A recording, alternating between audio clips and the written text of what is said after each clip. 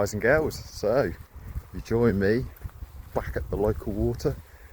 It's bank holiday weekend, so it's actually going to be 2 nights. I'm super excited for that. And said to myself, like law of attraction on the way, there's going to be 2 people here, there's going to be 2 people here, it's not going to be packed, not going to be packed. Because I think you can expect to go anywhere, probably it's going to be packed, right? And I'm absolutely amazed. There's not 2, there's 3. But this whole bank, I've got on the same swim again, and this whole bank is free, so that's good. I've left my stand in my car, but I don't care. Walk back up and have a look. I'd like to say something, whether you're left, right, whatever, if you're in the UK, I'm absolutely pleased to see so many flags that have been erected on my way here. No matter your viewpoint, all said and done, you've got to appreciate the patriotism and the British people waking up a little bit. And that's all I'm going to say about the matter, because this is not political, but I just wanted to express my view of, come on, for so long British people have felt suppressed under fear of racism. I'm just really pleased that people have got a bit of proudness about them, whether it's for good or bad. You know, I'm really just happy to see it. So anyway, I'm going to get the phone stand out of my car, and then I'm going to do things a little bit differently this time to what you've probably seen mostly. I'm going to ditch the catapult and get the spom out, because I'm soaking the boilies and then putting a bit of smoke over the top. After a few catapults, it's starting to stick and a few are starting to weigh a bit, and I don't want that. So anyway, I'll shut up, get my stand, and see you when we're back on the swim.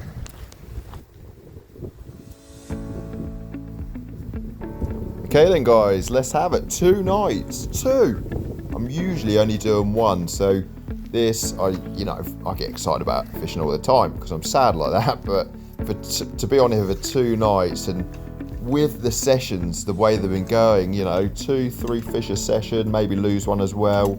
Oh, I was super excited. I was like, come on. And with the last session, if you haven't seen it, achieving 2 PBs as well, go and have a look if you haven't watched it already. I'm still buzzed, still hyped off the back of that. So as always, getting the marker set up, or the wrap sticks first, but getting the marker in position. Don't want to sound like a broken record to all you guys that watch these videos, but I'm on the same swim again, so I know this swim well.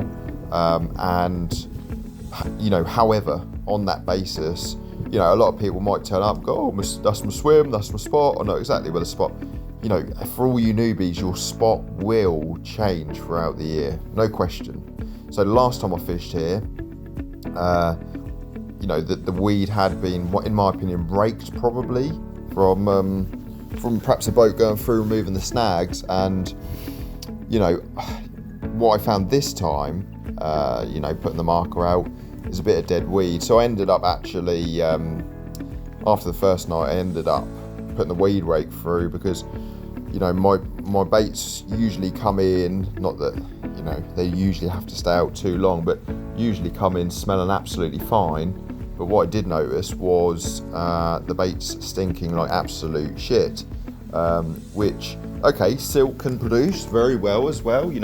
Plenty of if it's a good silt, as we all know, there's plenty of natural bait in there like bloodworm, but when it's that dead, decaying weed, I don't know, I think 9 times out of 10 the fish will not want to feed on there. But I'm getting ahead of myself now.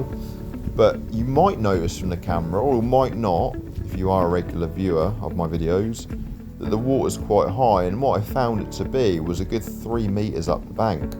Now that'll foretell how this session goes, but I don't want to give anything away just yet. So anyway, I've wrapped up. I always wrap up 9 wraps. I generally fish between 7 and 8 wraps, depending on the water height and the weed growth.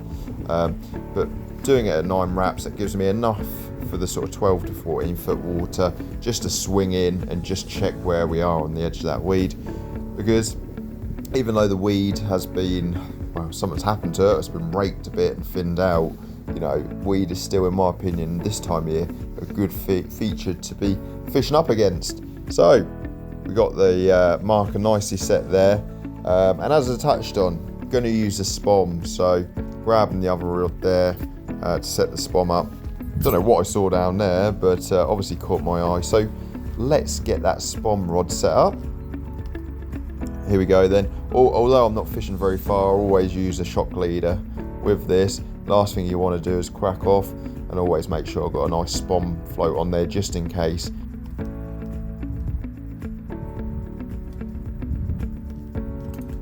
A little cheeky thumbs up there just for good measure.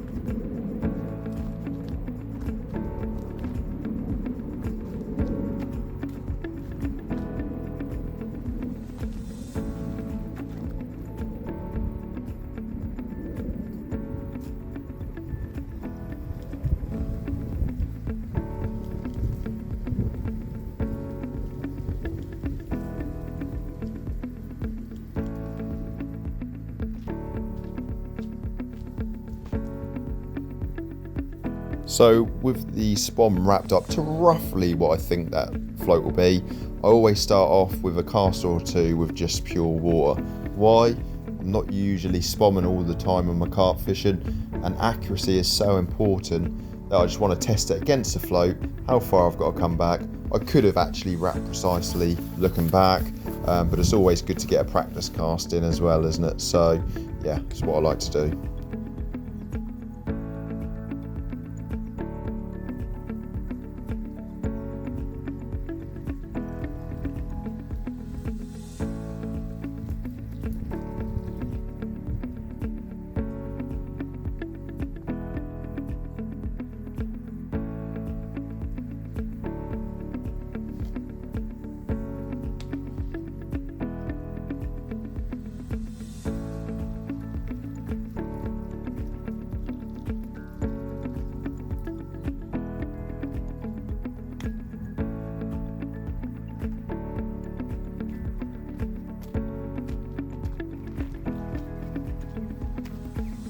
Right then, let's get the bait out for the carp. Let's not start there.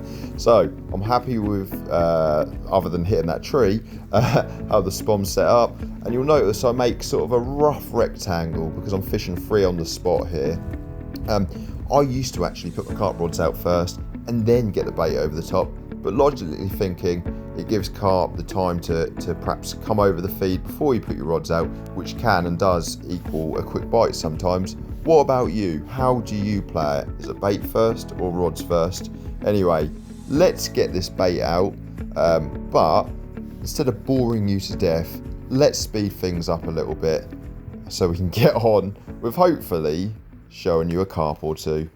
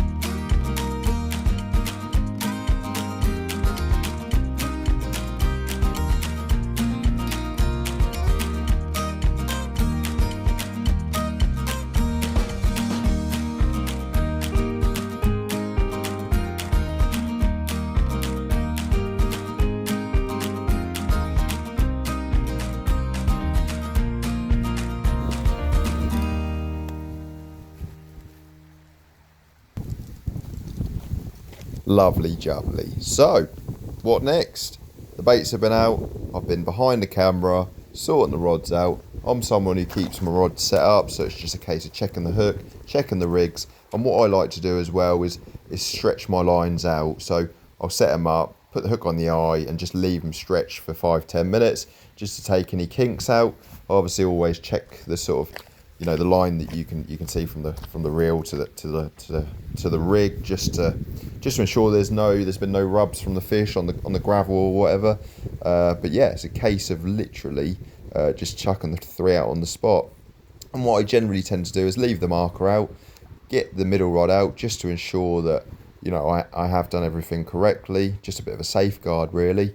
And then I can assess where the middle rod line is to get the two on the side, and obviously bring that marker in after I put that first rod out.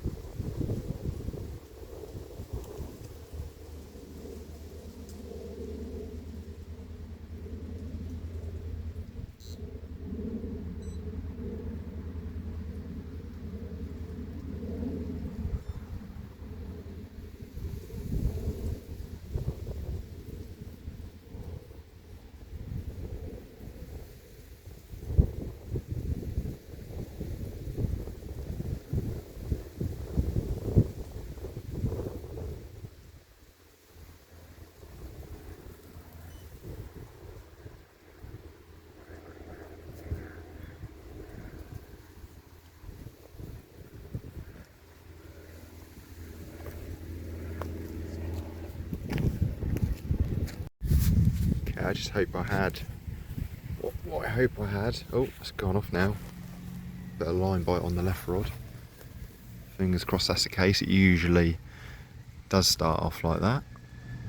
So I do expect to fish around 4 o'clock. What's the time now? 5 to 3.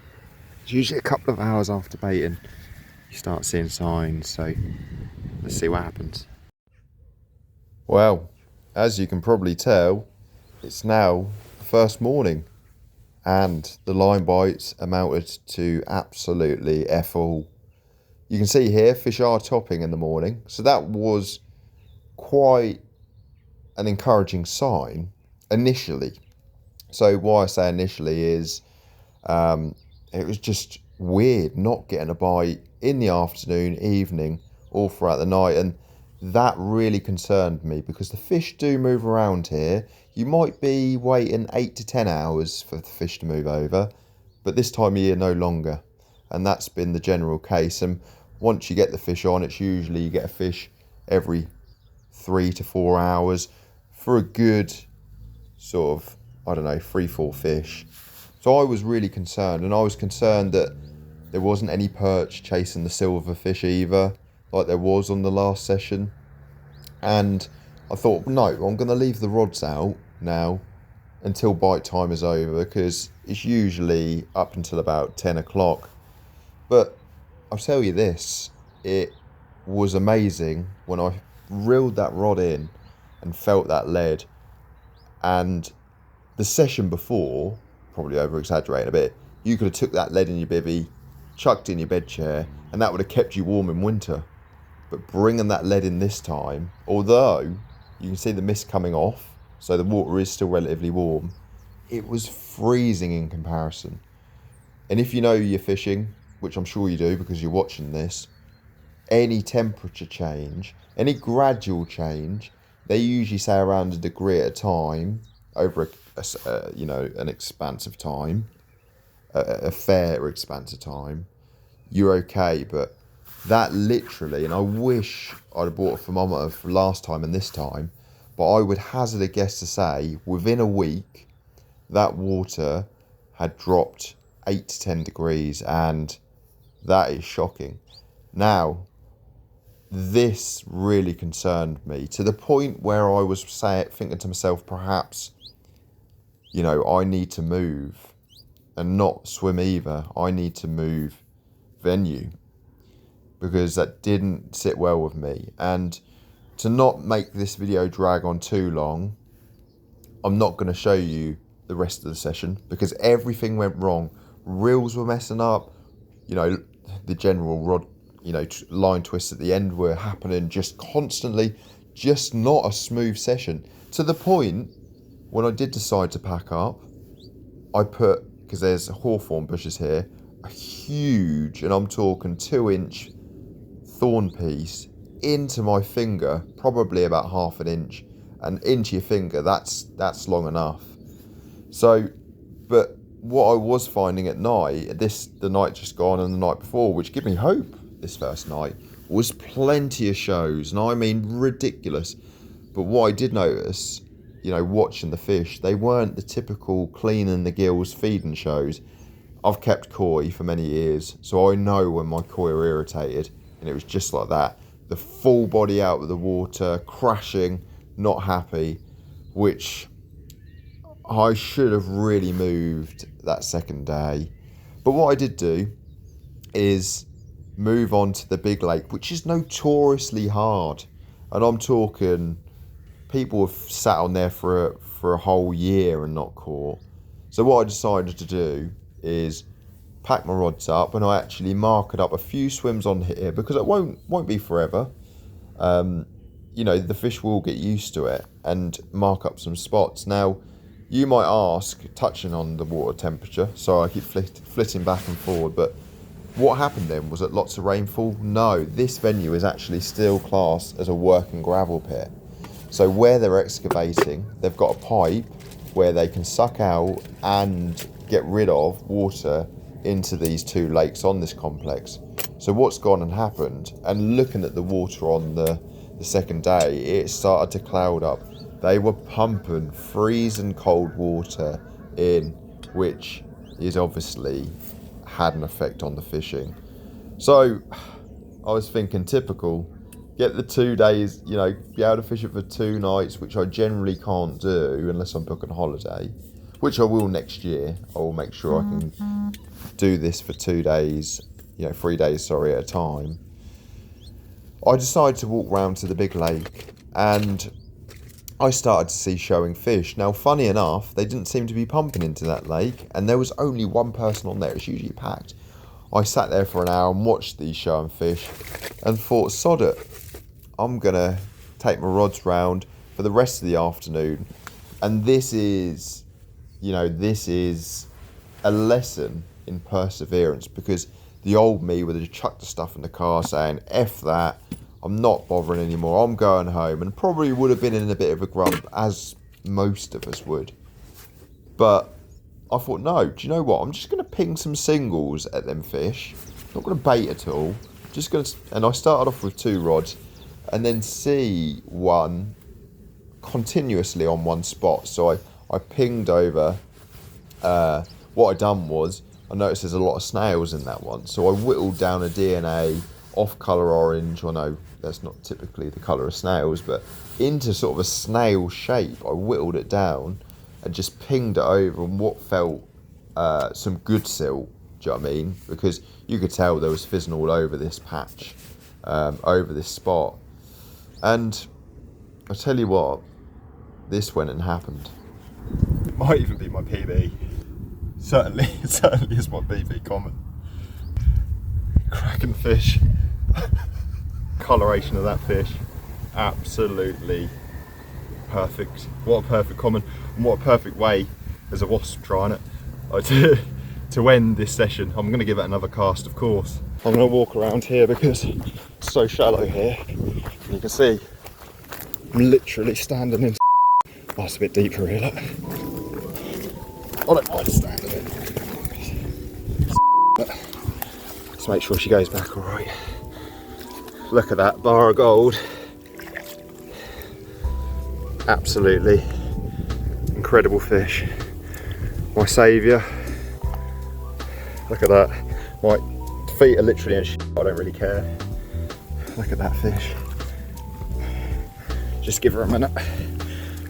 My shoe is actually stuck. My shoe is actually stuck.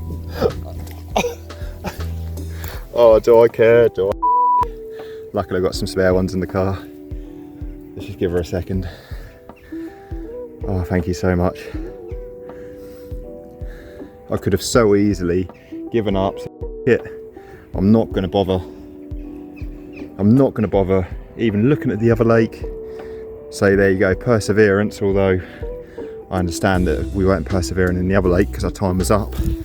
But perseverance sometimes, and a little change of tactics. That was one of the bug half-tone orange wafters, and what I'd done, because a chap I was speaking to up there who hadn't had a bite in a couple of days said he thinks they're on the naturals, and so what I'd done was whittled it down to make it very non-commercial, and I laced it with amino liquids, and look, here's the result. 31 pound 14 ounce common. I thought he was going to go more 35, but that's a new PB common, and I'm absolutely buzzing with that. I am gone from hell to heaven very quickly, and that's what carp fishing can do, can't it? Look at that. Under this willow tree. Obviously give her a minute, she's nearly there now. One last little look. Thank you so much, girl. I would give you another kiss, but I daren't get any closer to the... I think she's pretty much ready. She'll let us know. What a scrap as well. Shame I couldn't record it, but after 2 days, your thought process, but I kept it positive. I even said, for all you guys that believe in law of attraction, before 4 o'clock, one of them rods is going to tear off. I set this one up, I wasn't going to put it out, and put it over the spot where I saw loads of fizzing. And this, I'm sure, is the common that I saw launch itself out of the water, and I said, I want that one. And what a beautiful, let's see if I can get a bit closer, fish that really is. I'm absolutely loving life at the moment. I weren't a day or so ago, but what an incredible fish. Let's let it go now then. Wow. New PB common, get in. There she goes. She don't want to go, look. Wow, look at the shoulders. I would have said I'd go a bit more than 31, but nearly 32. Well, what can I actually say? Gone from absolute hell, basically, and not that I didn't enjoy my time on this particular pick, because I always do, but from really looking very negative to actually turning out to be, well, a PB common, 2 PB commons on the bounce. So is there more in store? Well, you'll find me more on this pit and the big lake now, I'm sure, and plenty more coming up, like the session in France that me and Wes are going on just around the corner, Jontry 8. That'll be an experience, never been to France before, so keep your eyes peeled. But for now, thank you so much for stopping by, tight lines, and of course, good luck on your next session.